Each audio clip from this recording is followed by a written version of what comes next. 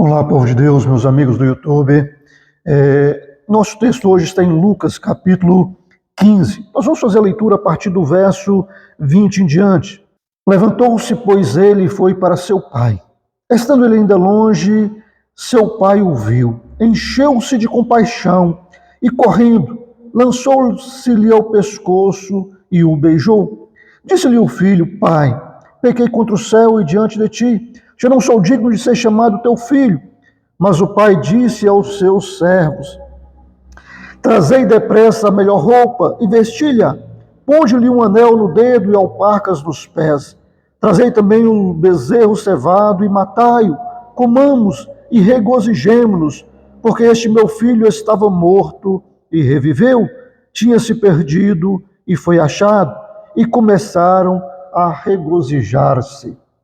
Pai Santo, em nome de Jesus, eu te louvo pela tua presença, pela tua bondade, pelo amor imenso do Senhor para conosco.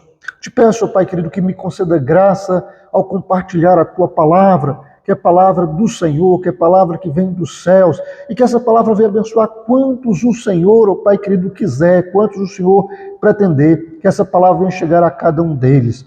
Pai querido, em nome de Jesus, amém e amém.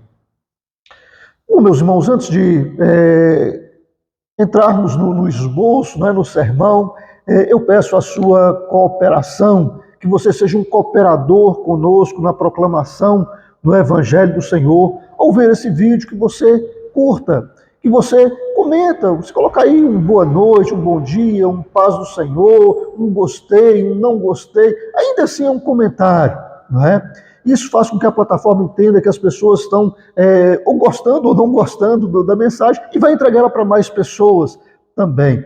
Então, se você puder, curta, comenta, compartilha as suas redes sociais, compartilha com um amigo, com uma amiga, né? E se você não é inscrito no canal, se inscreva, porque assim, todas as vezes que nós lançamos um novo vídeo, você é um dos primeiros a receber o vídeo, a notificação.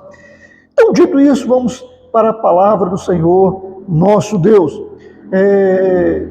O nosso texto hoje é sobre o filho perdido, ou sobre o filho pródigo, não é?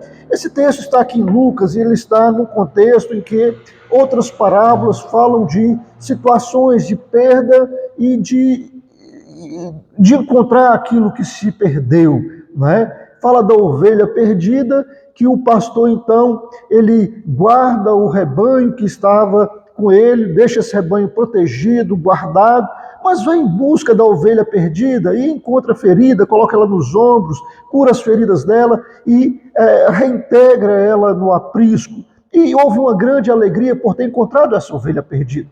Fala também de uma mulher que perdeu uma moeda, e ela então desmonta a casa toda, né? Vai a casa, limpa a casa toda, procurando aquela moeda, e ao encontrar aquela moeda, ela reúne então as amigas e vai festejar, porque o seu dinheiro que tinha perdido, ela encontrou o dinheiro perdido. E aí agora Lucas fala sobre o filho perdido, não é? Um filho que chega para o pai e diz para o pai o seguinte: olha, me dá a parte da minha herança, porque eu vou seguir o meu caminho. Muitas vezes as pessoas leem isso hoje e às vezes não têm muita noção do que isso representa. Primeiro que esse moço aqui era o filho mais moço, era o filho mais jovem. O pai aqui, segundo o relato, tinha 2 filhos, o mais velho e o mais moço. E dentro da cultura judaica, o filho mais velho, ele tinha o dobro da herança. Então, se só tinha 2 filhos, um cálculo fácil aí seria o seguinte: o filho mais velho tinha 66% da herança e o mais novo 63, alguma coisa, né? Era mais ou menos essa a proporção. E o filho mais moço então chega para o pai e fala assim: me dá a parte da herança que me cabe, porque eu vou seguir o seu caminho. Mas, irmãos, a herança, você só tem direito à herança quando os seus familiares morrem, quando o seu pai morre, quando a sua mãe morre, é que você tem direito à herança. Enquanto os pais estão vivos, os filhos não têm direito à herança. Você tem que trabalhar para você ter o seu, você tem que lutar para ter o seu, não é? É verdade também que alguns casos, né, os pais ainda em vida dividem herança. Eu lembro que os meus avós, tanto materno quanto paterno, fizeram isso. Quando eles venderam as fazendas lá e tal, eles dividiram a herança entre os filhos ainda em vida, não é? Então todos os dois fizeram isso. Mas ninguém é obrigado a fazer isso, nenhum pai, nenhuma mãe é obrigado a fazer isso. Mas se o quiser, podem fazer, mas não são obrigados a isso. Mas o certo é que é um total desrespeito o filho pedir herança para os seus pais. Ou seja, porque a herança pressupõe que o familiar morreu.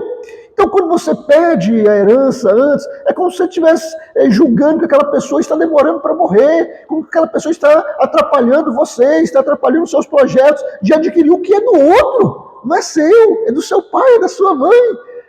Mas, ao querer essa herança de forma antecipada, é como se está dizendo, você está demorando demais para morrer, me paga. Então, é um total desrespeito naquela época e hoje de igual forma. Não é? A palavra de Deus diz, honra o teu pai e a tua mãe para que te vá bem e prolongue os seus dias sobre a face da terra. Então honrar o pai, honrar a mãe, traz bênçãos de Deus para a nossa vida. Mas a desonra do pai e da mãe traz também um empobrecimento, traz também a ruína e daí por diante. Então esse jovem aqui pede, mas o pai que não tinha obrigação nenhuma de fazer aquilo, o pai pega então o equivalente à herança daquele filho e coloca nas mãos dele. O pai não queria conflito, o pai não queria atrito, o pai não queria ninguém com ele de forma aprisionado, obrigado, forçado. Não é? Então esse pai aqui, de certa forma, ele simboliza Deus. Deus também é assim. Deus não obriga ninguém a ficar com ele. Deus não obriga ninguém a ficar perto dele. Deus não obriga ninguém a segui-lo. Deus não obriga ninguém a buscá-lo.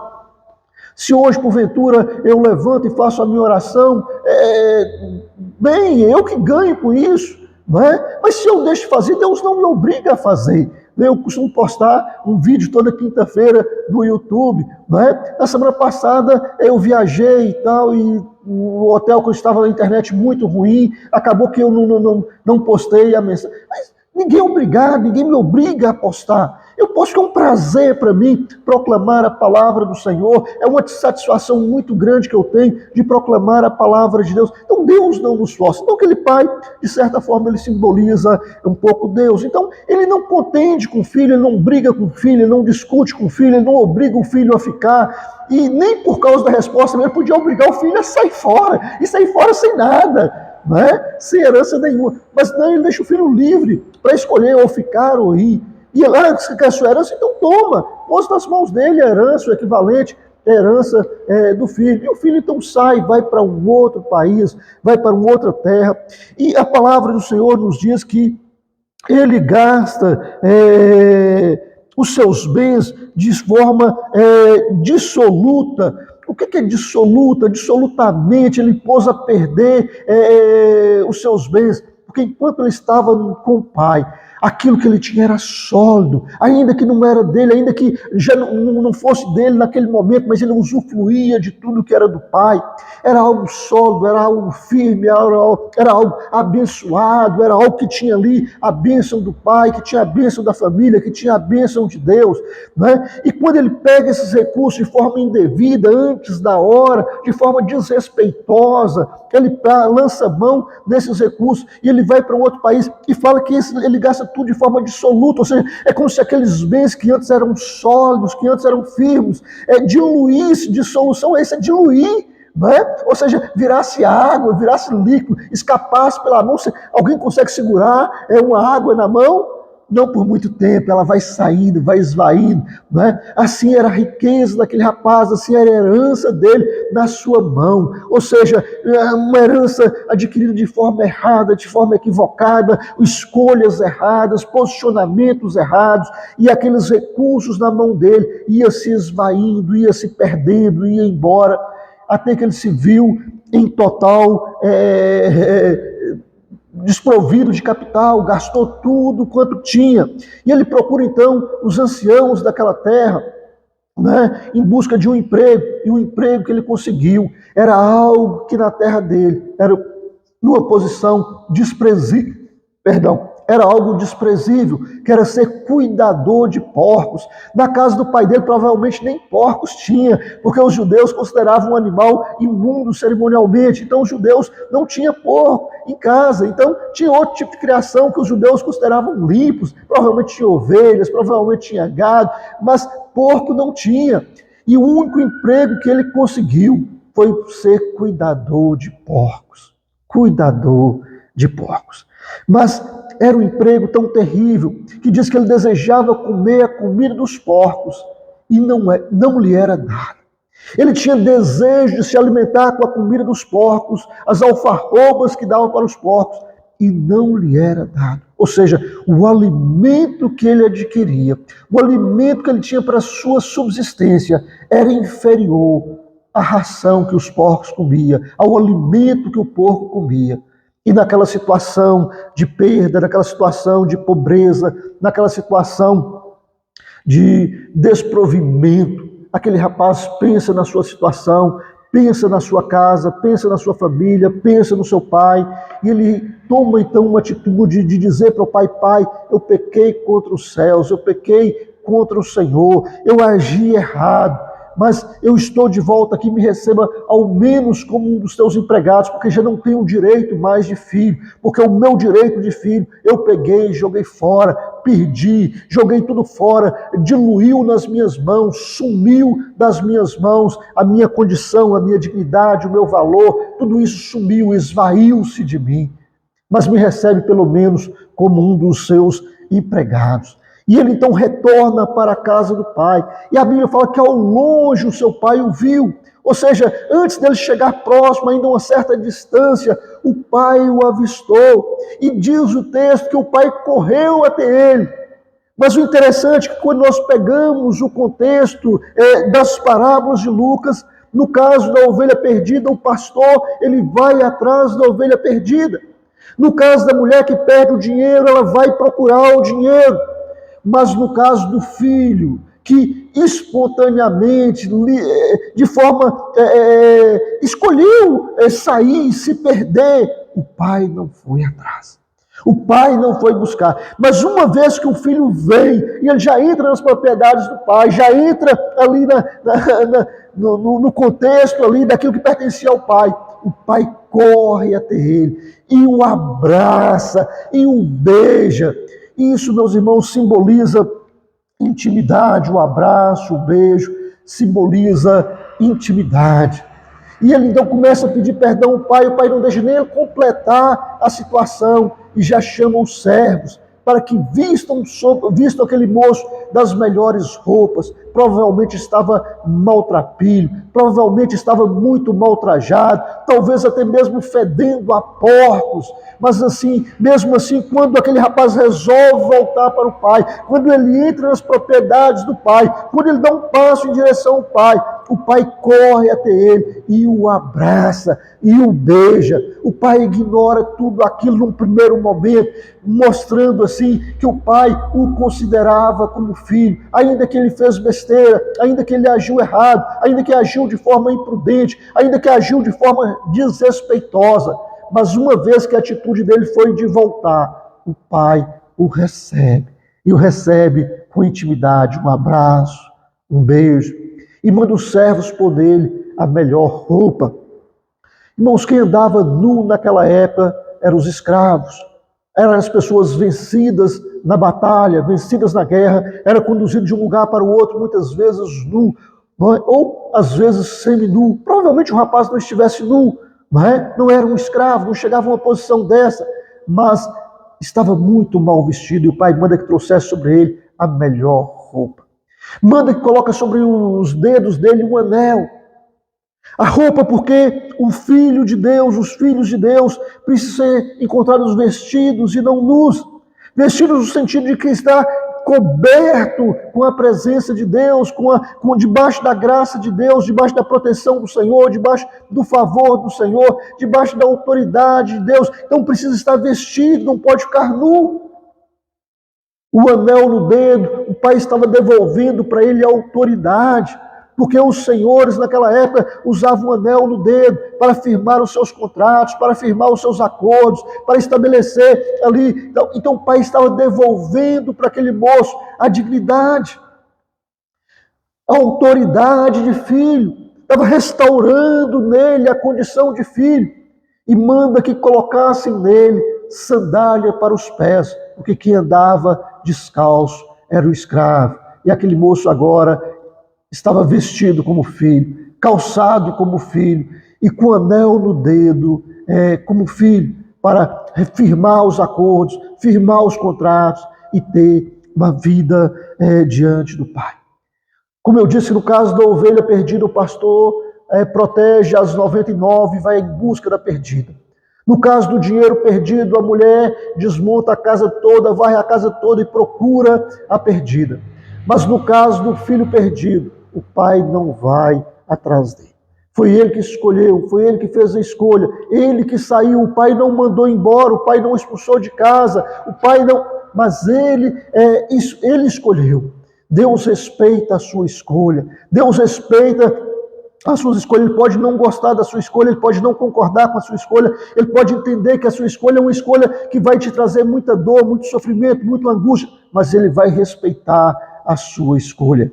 Mas quando você tem a escolha correta de voltar para o Pai, ele vai te receber com um abraço, ele vai te receber com um beijo, ele vai devolver a intimidade de pai com filho, de relacionamento, de condição maravilhosa, de uma condição. Ele vai te vestir, vai cobrir você novamente com a santidade dele, vai cobrir você novamente com a graça dele, ele vai colocar uma sandália sobre os seus pés, a preparação do Evangelho da Paz, mostrando que você foi reconciliado, que você não é mais um escravo, mas que você foi reconciliado. Mas depois de tudo isso, o Senhor manda então que se prepare, o cordeiro cevado. Ou seja, o Senhor, ao te restaurar como filho, ele te devolve o assento à mesa do Senhor. Irmãos, não tem nada comparável à mesa do Senhor neste mundo. Esse mundo tem muitas coisas gostosas, tem muitas coisas prazerosas, mas muitas vezes são prazeres que não duram muito tempo. Às vezes vai durar ali 5 minutos, vai demorar às vezes meia hora, vai demorar às vezes 1 hora, mas logo passa, e você precisa repetir aquela dose novamente. Mas a mesa do Senhor, ela está repleta de coisas que são maravilhosas, de prazeres que são para a eternidade, de gozo, de satisfação, de alegria que é para a eternidade. A mesa do Senhor é farta, de maneira que a palavra do Senhor nos conta que, em certa ocasião, uma mulher grega de origem cirofenícia vai até Jesus e pede a Jesus para que cure a sua filha, que estava horrivelmente endemoniada. E Jesus dá uma palavra dura para aquela mulher. Ele diz: mulher, não é lícito tirar o pão dos filhos e dar aos cachorrinhos. Mas aquela mulher diz: os cachorrinhos debaixo da mesa comem das migalhas. Aquela mulher sabia do valor da mesa do Senhor, que a mesa do Senhor está repleta de coisas grandiosas, de coisas maravilhosas, de coisas tremendas, de coisas que nós sequer temos noção do valor e da grandiosidade daquilo que é posto sobre a mesa. De maneira que no entendimento daquela mulher, as migalhas que caem da mesa já eram suficientes para que a filha dela, que estava horrivelmente endemoniada, fosse liberta. Migalhas. Se as migalhas já têm o poder de fazer isso, imagine você aquilo que está sobre a mesa, aquilo que está colocado para você, aquilo que está colocado para mim. Quando nós somos conduzidos à condição de filhos, e nós então assentamos à mesa do Senhor, e como filhos podemos desfrutar não das migalhas, mas do que está posto sobre a mesa, o cordeiro cevado, o touro cevado, aquele animal cevado, o que tinha de melhor é o que estava na mesa, mas melhor aos olhos de Deus. Muitas pessoas correm, lutam, matam, faz tudo para ter prazeres terrenos que não duram muita coisa, que não dura muito tempo, que se esvai rapidamente, que se dilui rapidamente, mas despreza aquilo que o Senhor valoriza, aquilo que o Senhor estabelece como algo que é para a eternidade, que é para a vida toda, que é algo grandioso, que é algo maravilhoso, que é algo bondoso. Se as migalhas que caem da mesa já têm poder de expulsar demônios, imagina o que está sobre a mesa. tem poder para você ter comunhão com Deus, tem poder para você ter comunhão com o seu irmão, tem poder para você orar e pela bondade e misericórdia de Deus o enfermo ser curado, tem poder para você orar e mandar os demônios sair e eles se retirarem diante do poder do nome do Senhor Jesus. Tem poder para você servir ao Senhor, para você, como filho de Deus, proclamar a palavra de Deus, para que vidas e vidas sejam abençoadas pelo Senhor. Então eu quero dizer para você, meu irmão e minha irmã, que Deus tem uma mesa posta para os filhos. E o que está sobre a mesa do Senhor é algo grandioso, é algo maravilhoso, é algo poderoso, de maneira que aquela mulher, ao confessar que as migalhas eram suficientes, Jesus diz para ela: olha, por causa dessa tua palavra, vá, a tua filha está liberta.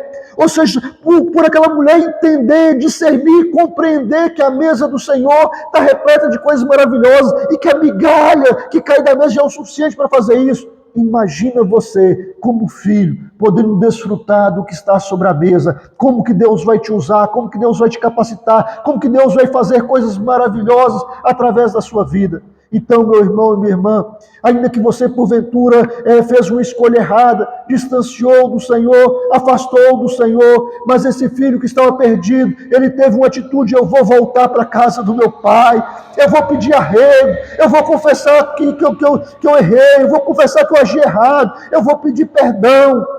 E o pai vai te receber de braços abertos, vai te devolver a dignidade de filho, vai te vestir novamente de santidade, vai te vestir novamente com a armadura de Deus, vai te vestir novamente com a graça do Senhor, vai te dar assento à mesa para que você desfrute das grandezas do reino, das grandezas do Senhor, para abençoar a sua vida e abençoar a todos que estiver perto com você e a todos com quem você interagir. Então, meu irmão e minha irmã, que o Senhor te abençoe, que o Senhor te guarde, que você tenha assento à mesa do Senhor e desfrute de tudo aquilo que o Senhor tem para você, no nome de Jesus. Um grande e forte abraço, que Deus te abençoe.